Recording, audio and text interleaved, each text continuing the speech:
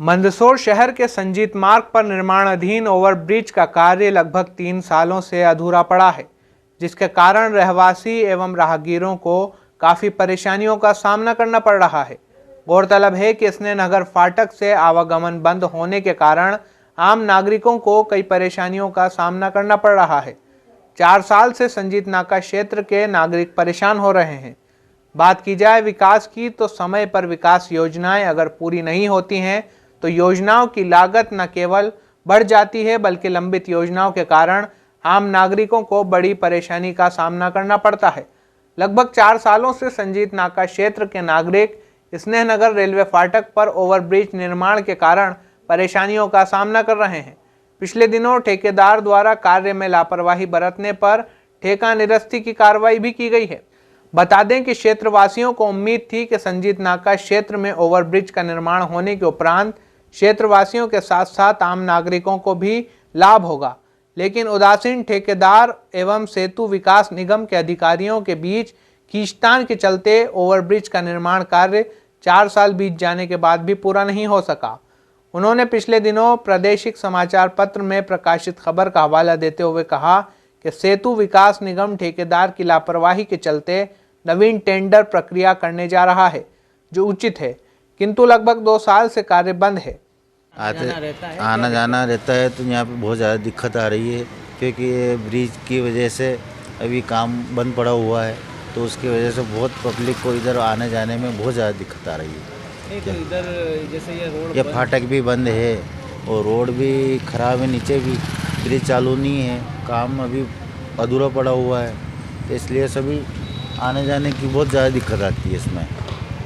और घूम के आना पड़ता है, पूरा अभिनंदन वगैरह घूम के आना पड़ता है। ये डायरेक्ट फाटक बंद से बहुत ज़्यादा तकलीफ तो है। ये काम कितने समय से बंद पड़ा है? ये भी 2-2.5 साल हो गए इसको, 2-2.5 साल बंद पड़ा हुआ, कोरोना काल से बंद पड़ा हुआ।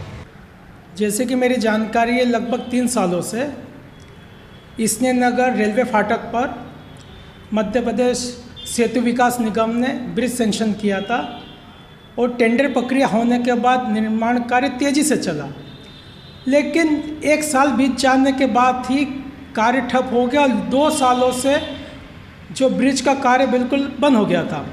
पिछले दिनों दैनिक भास्कर की जो खबर थी उसके आधार मुझे जानकारी मिली कि जो मौजूदा ठेकेदार है उसके कार्य करने में कोई रुचि नहीं है और राजनीतिक हस्तक्षेप करवा करके वो जैसे जैसे समय निकाल रहा है। इस मामले को हमने गंभीरता से लिया और हमने पिछले दिनों भोपाल में जाकर के मध्य प्रदेश कांग्रेस कमेटी के जो महामंत्री प्रवीण जी मांगरे, हमारे किसान नेता भाई रविंद्र जी पाटीदार, मुकेश जी बामने और मैं स्वयं वहाँ पर सेतु विकास निगम कार्यालय भोपाल पहुँचा और मैंने संजय खांडे जी जो है मुख्य अभियंता सेतु विकास निगम के, उनसे चर्चा की और वस्तु स्थिति जानने का प्रयास किया।